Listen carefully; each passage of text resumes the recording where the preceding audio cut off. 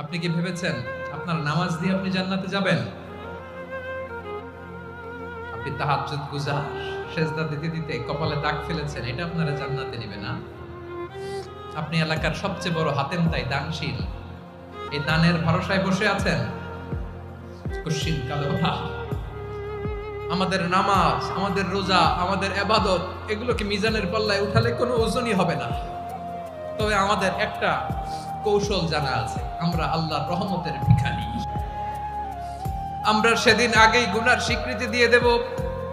আমরা বলবো, আল্লাহ তুমি প্রশ্ন করার আগে তোমার একটা কথা বলি, আমারে কিছু জিজ্ঞেস করো না, আমি সব করেছি।